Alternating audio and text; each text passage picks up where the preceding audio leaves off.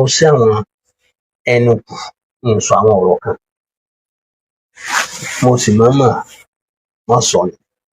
ni pé tó bá tún nídìí ọ̀rọ̀ padà wá wáyé nínú àwọn ọ̀rọ̀ tí ń sọ àáfàá padà wá sọ wípé mo sọ but mo fẹ́ jẹ́ kó jẹ́ bí àkíyèsí fún àáfàá Jawari ẹjá gbọ́. mo gba fídíò bàbá yorùbá ọ̀rẹ́ bàbá alálùbọ́sà ọlọ́mọba àṣírí fún wa níbi tí wọ́n ti ń pa ìtàn tí wọ́n sì ní àwọn fẹ́ tún bàbá wa Sheikh Elimam Faluti àwọn fẹ́ tún wá ṣe wọ́n wá sọ àwọn ọ̀rọ̀ kan tó yẹ kí jíjáde lórí yìí ń pọ̀ sí ní àwọn iṣẹ́ pọ̀. ẹlẹ́kejì tí mo tún wá gbà mo ti hàn gbà yín lemọ́lemọ́ alákọ̀ọ́ yín náà mo gbà á bí ọ̀nà mẹ́ta o eléyìí mo tún wá gbà á bàjẹ́ orin ti àfà Kamil Al-Adabi aláwọ̀lọ́ hayata kọ́ lọ́n bá wa ṣe dáadáa fún ọ. so wọ́n ṣáà ń pa àwọn ọ̀tọ̀ kan gẹ́gẹ́ bíi pé kò sí ní tó burú nínú bí yàn bá rí i pé ìtàn tẹ́ ẹ pa yìí kò rí bẹ́ẹ̀ kíyàn jáde kí ó wà tún ṣe pé bí mo ṣe rí rè ìdí ọ̀rọ̀ rí kò sí ní tó burú ń bẹ̀. náà ń bọ̀ wá ibi tí mo fẹ́ kán mọ́ sí àìtí débẹ̀ náà ọ̀rọ̀ tuntun àgbákò máa dé ní ṣókí bàbá alálùbọ́sà wọ́n ní nígbà tí mọ̀lára Sheikh Adam Abdullahi Ali lórí wọ́n fẹ́ dá mọ́ríkàsì kalẹ̀ àwọn àti bàbá wa ilé ìlà lọ́jọ́ dá kalẹ̀ mo tún wá gbọ́ lẹ́nu àfáà Kamilu náà bẹ́ẹ̀ táwọn náà sọ pé wọ́n jọ dá kalẹ̀ ni ìtàn yóò rí bẹ́ẹ̀ ẹ bẹ̀rù Ọlọ́run. so correction tí mo kọ́ fẹ́ ṣe fún àfáà náà àfáà Bari ní tèmi sọ èmi ò tí ì sọ eléyìí àfáà Kamilu làwọn ti wí ọ̀tẹ̀já gbọ́n tí owó sọ fún Kamilu ìlọ pé ìtumọ̀ méjì ló ní ìlọ tó jẹ lọ ìtumọ̀ méjì ló ní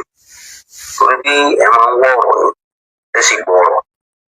lílọ tí wọ́n lọ kó ṣe káàdà láti dáná ìtumọ̀ méjì ní mẹ́mẹ́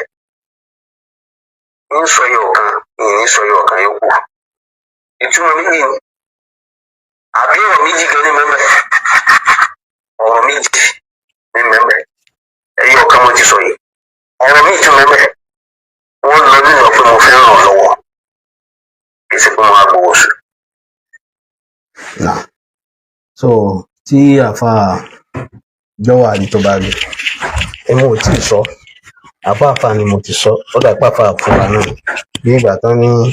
ọ̀rọ̀ Yorùbá tán ní ẹni jẹ fùfù lárọ́ ń fò so èmi ò tí ì sọ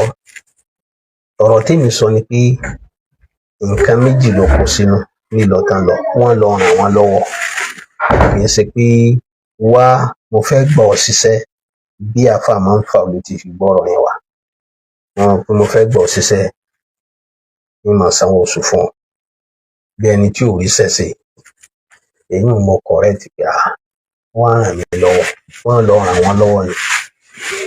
mo á ló tún nítumọ̀ míì tó ìtumọ̀ ni àfáà Kamilu ti sọ but àfáà Jawari ti sáré gba wájú pé mi náà wí tó ń wí níbi fídíò ńlọ tó ń gbọ́ tó ń ṣẹ̀ wá wí nísìnyí ibi